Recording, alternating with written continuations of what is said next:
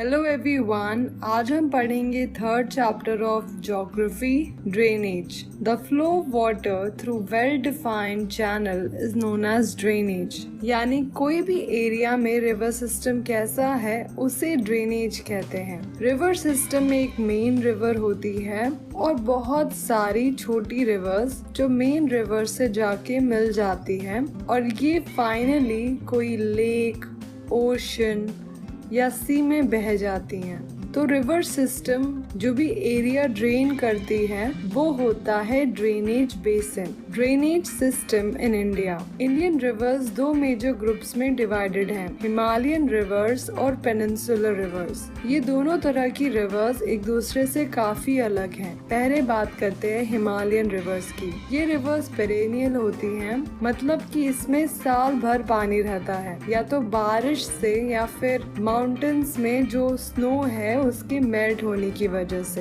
Himalayan reverse बहुत लंबा path travel करती हैं और रास्ते में इंटेंसिव इरोजनल एक्टिविटी करती हैं, जिसकी वजह से अपर कोर्स में वो बहुत सारा सिल्ट और सैंड कैरी करती हैं और मिडिल और लोअर कोर्स में मियांडर्स, ऑक्सबो लेक और बहुत से डिपोजिशनल फीचर्स बनाती हैं। इनका वेल डेवलप्ड डेल्टा होता है। On the other hand peninsular river seasonal होती हैं। इनका फ्लो रेनफॉल पे डिपेंड करता है। ड्राई सीजन में जो बड़ी रिवर्स हैं उनका भी वाटर फ्लो कम हो जाता है क्योंकि उस समय बारिश ही नहीं होती। इनका कोर्स छोटा और शैलो होता है as compared to Himalayan reverse. ज्यादातर पेनिनसुलर रिवर वेस्टर्न घाट्स में ओरिजिनेट होती हैं और बे ऑफ बंगाल की तरफ जाती हैं। Himalayan reverse. हिमालय की 3 मेजर रिवर्स हैं, इंडस, गंगा और ब्रह्मपुत्र।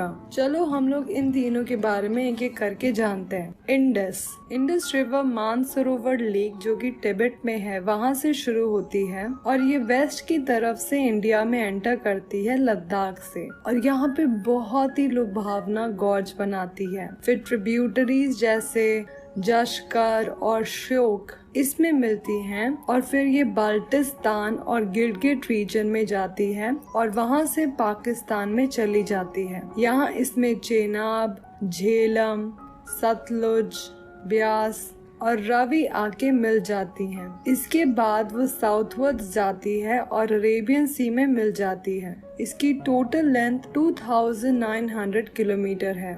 गंगा रिवर। उत्तराखंड में गंगोत्री ग्लेशियर है, वहाँ से भागीरथी निकलती है और ये ज्वाइन करती है अलकनंदा को देवप्रयाग में और इन दोनों नदियों की संगम से गंगा बनती हैं। हरिद्वार में गंगा माउंटेन से प्लेन्स में आती हैं। हिमालय से आने वाली कई नदियां गंगा की ट्रिब्यूटरीज हैं, जैसे यमुना जो कि यमुनोत्री ग्लेशियर से आती है और गंगा के पैरेलल फ्लो करती रहती है और गंगा के राइट बैंक में उसमें समाहित हो जाती है प्रयागराज में। गंगा में नेपाल हिमालय से भी नदियां आके मिलती हैं, जैसे घाघरा, गंडक और कोसी।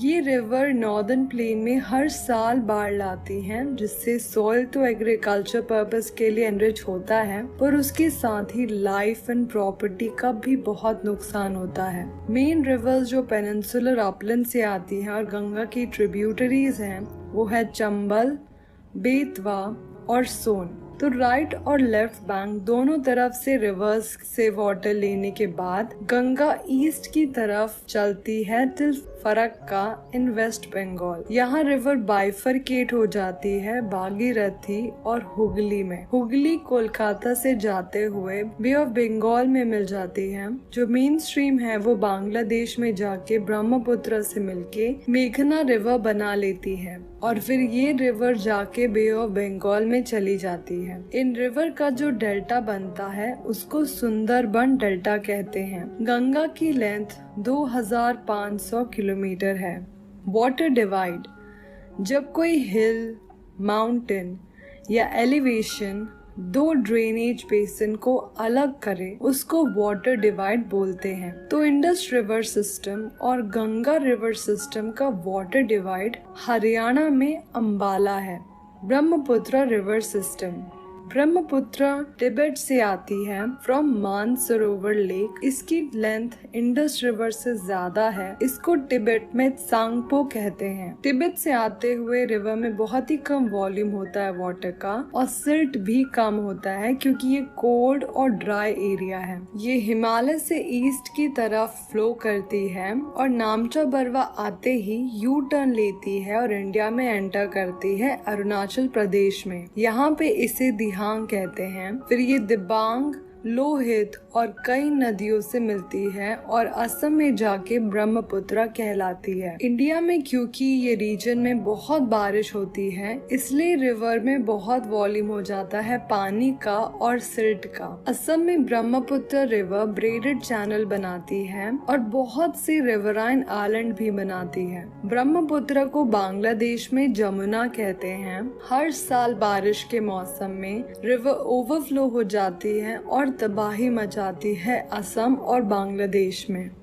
Peninsular reverse. अब हम बात करते हैं पेनिनसुलर रिवर्स की। पेनिनसुलर इंडिया का मेन वाटर डिवाइड है वेस्टर्न घाट्स, जो कि वेस्टर्न कोस्ट की तरफ है, नॉर्थ से लेकर साउथ तक। ज्यादातर पेनिनसुलर रिवर्स ईस्ट की तरफ बहती हैं और बे ऑफ बंगाल में जाती हैं, जैसे महानदी, गोदावरी, कृष्णा और कावेरी। बहुत सी छोटी रिवर्स वेस्ट की तरफ जाती हैं वेस्टर्न घाट्स के। नर्मदा, तापी ही सिर्फ बड़ी रिवर हैं जो वेस्ट की तरफ जाती हैं और एस्चुरीज बनाती हैं। नर्मदा रिवर मध्य प्रदेश में अमरकंटक हिल से निकलती है और फॉल्टिंग की वजह से जो रिफ्ट वैली बनी है, नर्मदा रिवर उसमें ही बहती है। अपने रास्ते में जाते वक्त नर्मदा बहुत सी विजुअली अट्रैक्टिव लोकेशन बनाती है, जैसे मार्बल रॉक्स और धुआंधार फॉल्स।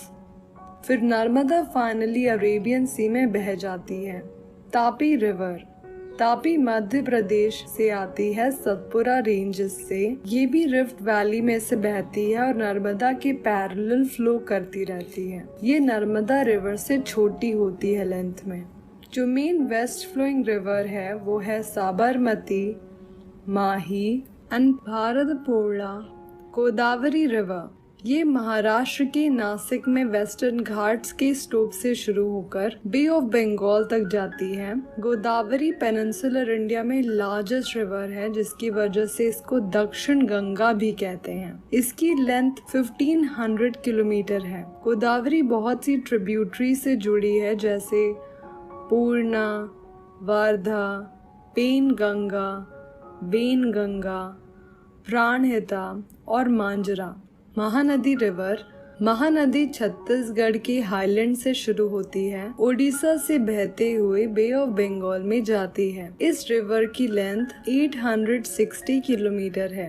कृष्णा रिवर। ये महाबलेश्वर से शुरू होती है और 1400 किलोमीटर बहकर बे ऑफ बंगाल आती है। इसकी ट्रिब्यूटरीज भीमा, कोयना, तुंगभद्रा, मूसी और घाट प्रभा है।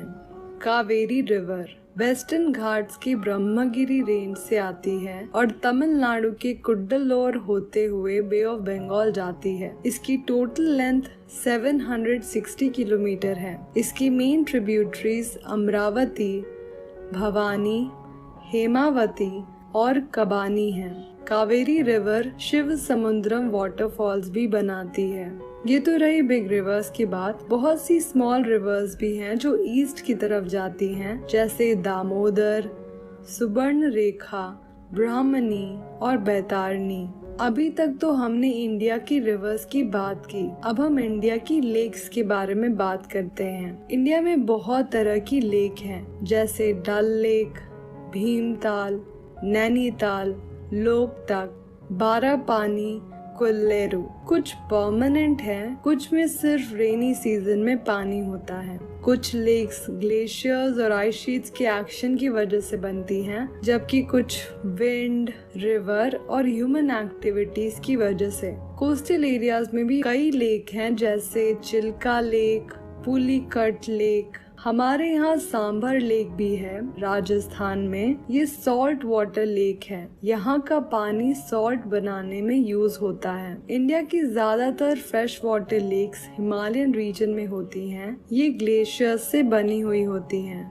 वूलर लेक टेक्टोनिक एक्टिविटी की वजह से बनी है। ये इंडिया की लार्जेस्ट फ्रेश वाटर लेक है। नेचुरल लेक्स के अलावा डैम्स बनाने की वजह से भी लेक्स बनती हैं, जैसे गुरु गोबिंद सागर या भाखरा नांगल प्रोजेक्ट। लेक्स हमारे लिए बहुत वैल्यूबल हैं। ये रिवर वाटर को रेगुलेट करती हैं। बारिश के मौसम में ये बाढ़ से बचाती हैं और गर्मी के मौसम में पानी का कांस्टेंट सप्लाई मेंटेन करती हैं। लेक्स हाइडल पावर को भी डेवलप करने में हेल्प करती हैं। ये क्लाइमेट को मॉडरेट करती हैं, एक्वेटिक इकोसिस्टम मेंटेन करती हैं, नेचुरल ब्यूटी बढ़ाती हैं, रिक्रिएशन और टूरिज्म में भी हेल्प करती हैं।